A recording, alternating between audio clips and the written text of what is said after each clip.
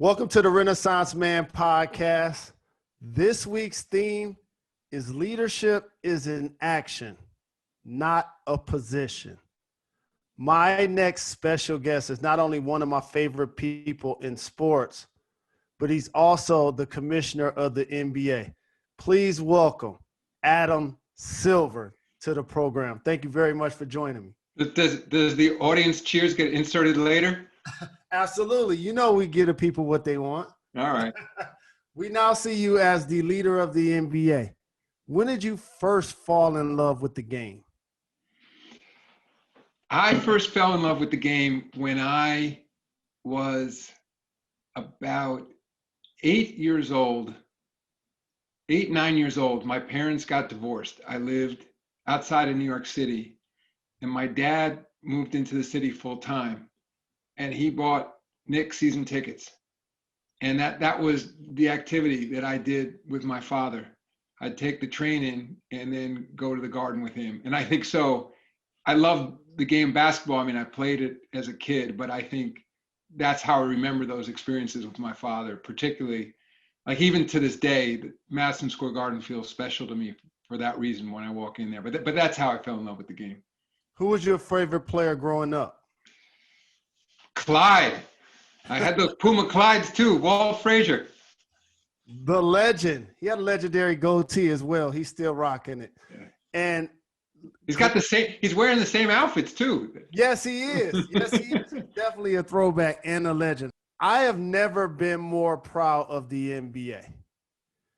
As you guys professionally handled the bubble, there were 29 messages on the back of jerseys. Black Lives Matter was on the floor. What was it like for you as the commissioner of the league to see your NBA and WNBA players be such game-changing agents in their communities? I was proud to be part of this league. I am proud to be part of this league. I was frankly amazed at the players. I think given that all that was going on in society, with the pandemic, personal health issues for family members of many of our players, dealing with their communities, then all the concern about finding a way to come back to play. I mean, now in retrospect, obviously we had 0 cases in the bubble, but guys were understandably very nervous about the protocols going in, about leaving their families behind, about being isolated over that period of time. And then on top of that, the social justice movement. And I think it demonstrated more than ever something that we know by virtue, of being around this league for a long time, that how multi-talented, multi-dimensional our players really are. I mean, I understand that how the public in many cases is focused on that particular skill that players have, and that's what makes them known. But when you get to know people, and this, of course, isn't unique to basketball players, it's about anyone, regardless of where they are in life, that they have their own story. And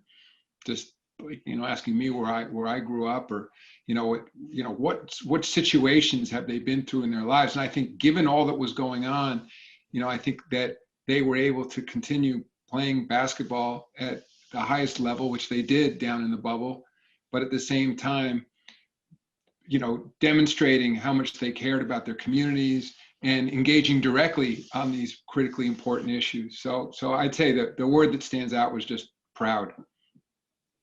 I felt the exact same way. And going into this season, on paper, it's a 72-game schedule. And I look from top to bottom, and I feel like this is as enthusiastic as I've been going into a year.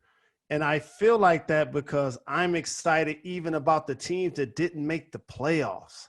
What's going to happen with the Pelicans and Zion, Trae Young? What kind of leap is he going to take as a player? John Morant. How enthusiastic are you to kick off the 2020-21 season?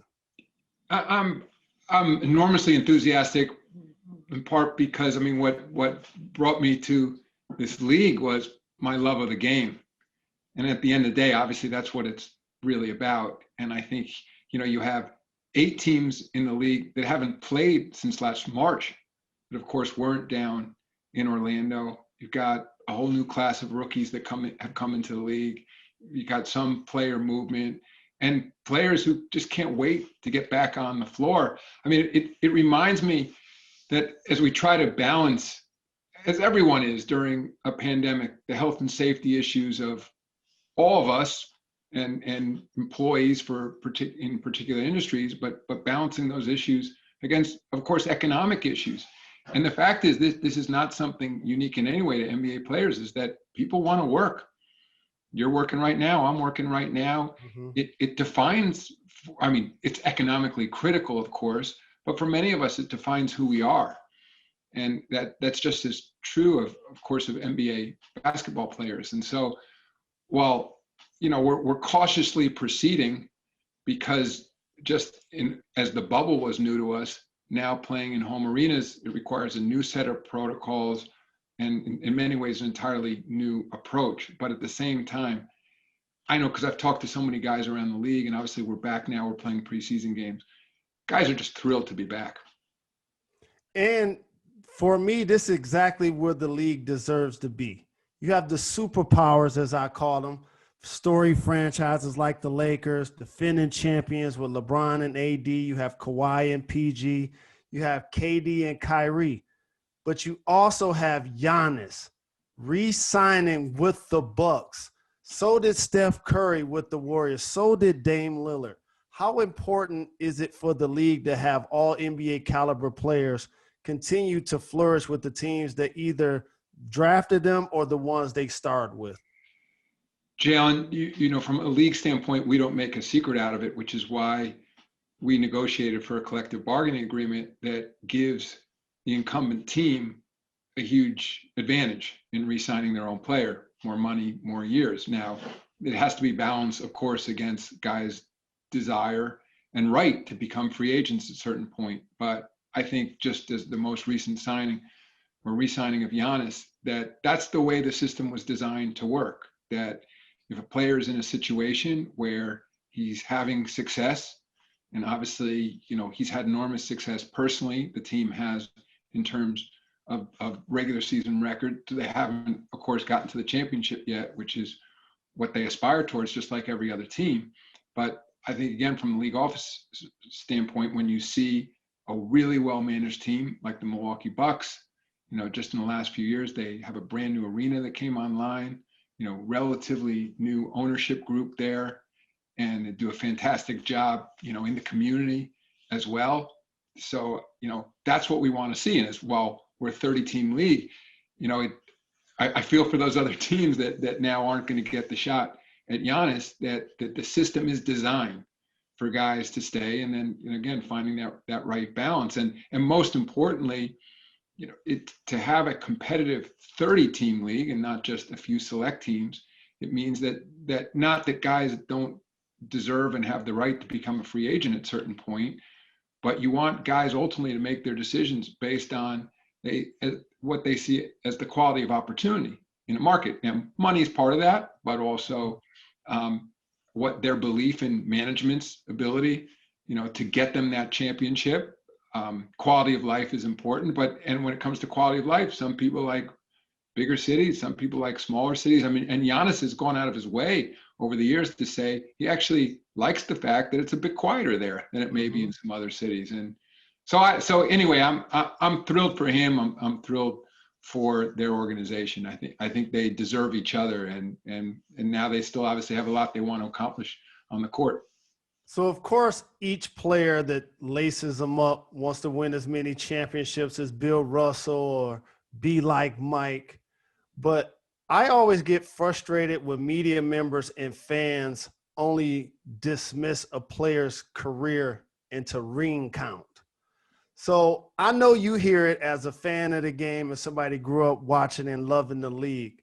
What do you say to those who try to dismiss what Giannis and players like that are accomplishing, Dame Lillard, by just acknowledging, well, they haven't won a championship yet? My reaction is to get into the game, and when you study it and you study what particular players do, those are often the same people want to point out that this is a team game, and that one player, has to give up the ball and pass and everything else. All those qualities of the game that we loved, that those Knick teams that I fell in love with, Mm-hmm. in the 60s and early 70s. And, just like in life, again, it's not that different. You've had tremendous success, on the court, off the court. I was fortunate to sort of end up working as a young man at the NBA and then lasted long enough to become commissioner. But I also recognize I could have just as easily made a different turn along the way, or not had a mentor like David Stern, who saw something in me that enabled me to work for him for 22 years before I became the commissioner. So just like, I don't think, we should be judged just based on what we have accomplished. It's part of who we are, but there's lots of people out there who could do far greater things than we have if they were given the same opportunities. And I think it's the same with players. Of course, I think guys should be credited to win championships. I don't want to take anything away from them. But at the same time, there's guys out there who toil away, work harder than anyone else in the league, and it may be because of an injury that they suffered, or maybe an injury a teammate suffered, or just maybe one of those things. So, I think it's just part of the game. I don't think we should be afraid to talk about it. Fans, of course, if you're a fan of a particular team, you want them to root all out for championships, but you also want them to fall in love with everything else about the game itself, about who the players are, about their individual stories, about team play. So that's my reaction. And I'm glad you mentioned the late, great David Stern. And that leads into my next question, because as I mentioned, this episode is called Leadership is an Action, Not a Position. Who are some of the leaders that you admired and modeled your leadership style after? Well, I'll of course begin with David, who I worked for 22 years, and we became incredibly close. And then in the 5 years plus before he passed, when I was commissioner, we also talked on a regular basis. He certainly never hesitated to give me any advice. There are, you knew him well. I say this with a smile. There's some things that I do differently than our friend David did, but I learned so much from him. And he was of a different era. What I say about David, I have no doubt that the situation he faced when he became commissioner in the 80s was so different than the situation I found myself in 2004 when I became commissioner. So I think he would have adjusted for the times, and there was, I think at that point, and where the league was, where, as we were on tape delay finals. I think he had to break a little China to move the league forward. But again, I think of lessons I learned from him virtually every day. Others sort of more of the modern era, certainly Bob Iger, the CEO of Disney now, the chairman of the board, recently stepped down as the day-to-day CEO, but he's someone that his people may not know, but his wife, Willow Bay, was the co-host of Inside Stuff, and worked with me at NBA Entertainment in the early 90s. So we actually became friends right before she even met Bob, but then I became very close to Bob over the years. He's also someone who's always available to give advice, and just to watch him from a distance on how he handles himself. Someone else, I hope it's not even presumptuous of me to say his name, but President Obama. I happen to be reading his autobiography right now. I think he's just a fascinating person. I've had the opportunity through the league to meet him on a few occasions. We know he's an enormous NBA fan, but the way he conducts himself, he's clearly a role model for me.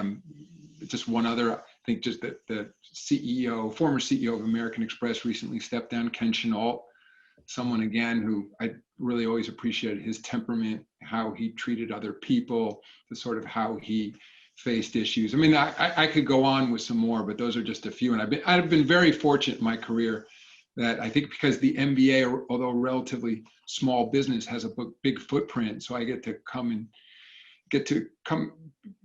intersect with lots of other leaders. By the way, I can't start down the list of team owners because I'd leave somebody out, but I'd add them to the list. Many of them CEOs of huge businesses outside the NBA in their own right. So again, I've learned from lots of people. Commissioner Silver, we're starting a new season this year without a bubble. What are some of the challenges can we anticipate going into this year with the players? The challenge 1, 2, and 3 is COVID. It's in the bubble, there were a lot of sacrifices that were made, but at the end of the day, we felt pretty confident in our protocols that if you, in essence, quarantine before you came into the bubble and then were tested on a daily basis there, it was highly unlikely we'd have COVID spread, and pretty unlikely that even we'd have a single case. Of course, it turned out we had no cases, which is better than we even thought it would be. But now, playing outside of a bubble, we have many of the same protocols in place in terms of our practice facilities and arenas. Again, daily testing. In some cases, we will be doing daily testing, PCR testing, overnight testing, but also rapid testing. So it could even in some cases be more than one test a day. But guys will be living at home. And when you're living at home, even when guys are living very conservative lives and doing everything we could ask of them, players of the age in the league, typically or often have young children. Those children may be in school. Many schools are open. They're open here in New York. So their children are coming in contact with other children who may have been infected by a family member. It may be that they live with people who are out working and may come in contact with this virus. So we know from we've been public about the number of cases we had when guys reported to camp. I mean, roughly 50 positives when guys came in, and that's from living their lives outside of a bubble, outside of our protocol.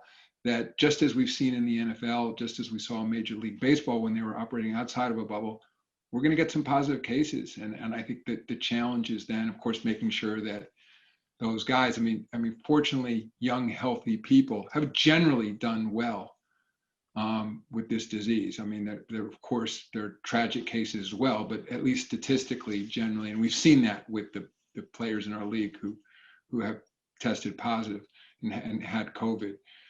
But, it's then going to be, once if we do have a positive case, ensuring that we have in place a system where we can quickly separate that player or staff member from other members of the organization, so spread does not occur, sort of on our watch. So we're learning as we go. I mean, there's a lot that we have a better understanding of based on what the NFL and baseball have done. But of course, one of the big differences, we're indoors. So that, and we all know from CDC, from other government agencies that and rules they put in place that indoor transmission is more prevalent. So we're going to learn as we go. But those health and safety concerns are at the top of our list. Well, like you, I'm extremely proud to be a part of this NBA family. I want everybody to make sure you support the NBA. It's coming back December 22nd. Make sure you're watching Christmas Day. We have 5 big games on ABC and ESPN. I'm excited to be there all day. And before I let you get out of here, Commissioner Silver, I'd like to do a fun segment that I call Gone in 60 Seconds. Presented by Tri-State Cadillac Dealers. First question. I've never seen you without a fresh baldy. So how often do you get it cut? Not as often as you might think. It doesn't even grow that fast anymore. So, and my personal barber has been my wife these days. I'm not going to show you some of the little marks on the back of my head, but about once a week these days. During non-COVID times, I'll take you back to some good memories. What arena has the best food? But actually, Milwaukee's up there because they got some pretty good specialty foods in the region. I think some of the arenas more recent, I'm in New York arenas more than most others. I think Brooklyn started the trend of like Junior's Cheesecake and sourcing from local restaurants. Madison Square Garden is also doing much of the same. Miami's got some great food. I think the trend in the league has been, instead of sort of the uniformity you used to see of standardization, now it's like they source locally, which makes it different in every market. It makes it a lot more fun, and it makes the food a lot better too. That may be one of the secrets to Giannis staying that we didn't know about. So you're a Duke alum. Give me your favorite Duke basketball player of all time. Oh, man. That's a tough one. I got crushed by Leitner, by Grant Hill, by Bobby Hurley. Who's your favorite? All right, I'm going to go. I'm going to go because I'm older. I'm going to go back a little bit. So when I was at Duke, the two big stars when I got there were Mike Jaminski and Gene Banks. You know, who both had, you know, really nice NBA careers, but and were bigger than life on the Duke campus. And there's the other one I got to throw in just because he's one of my bosses now is Grant Hill. Yes. Who, as you know, is one of the owners of the Atlanta Hawks. Yes. And so Grant's been one of my favorites over the years too. But I like all those other guys as well. Doing a terrific job with the Hawks. My brother Grant Hill, we stay in contact very often. And my daughters live in Atlanta and family, so I'm always begging them for tickets when I'm down there. You also received your law degree from the University of Chicago. Speaking of law, which new rule would you like to see put into basketball law? Well, the rule that we just put in place that I've been pushing for a while was a coach's challenge. I do think, though, it needs some additional tweaking. We were going to make some additional changes for this year. For example, most of the coaches feel it's unfair that if it's a successful challenge, you still lose the challenge. And we've been trying to balance the use of the challenge against not adding a lot more stoppages to the game. So coach's challenge is the rule, but I think it still needs a little bit more work. 3 more and I'll let you get out of here. Favorite, ready for this one? Favorite rapper of all time. So I'll go again. I'm going to try to connect everything to the NBA. It would be Jay-Z, another former boss. You know, of course, was part owner of the Brooklyn Nets. You know, but still love his music. Still see him around town, and hope he comes back into the league. Absolutely. Away from basketball, who's your favorite commissioner of all time? You know, Jalen, just because we spoke to him already, I know I'm cheating because you said away from basketball, but it has to be David Stern. I agree. No question about it. And last but not least, you did a terrific job by surviving. What U.S. city would you like to see host an NBA team next? Again, I try to be a bit politic here. There are a bunch of cities out there that would be fantastic hosts, but I'm going to say Seattle because I was in this league for many years while Seattle still had a team. And we were all sad. We understood the circumstances, but we're sad. We were all sad to see, and I know I speak for you know, David as well, that was just, it was an unfortunate set of circumstances that led to that team leaving. And it still remains a great market.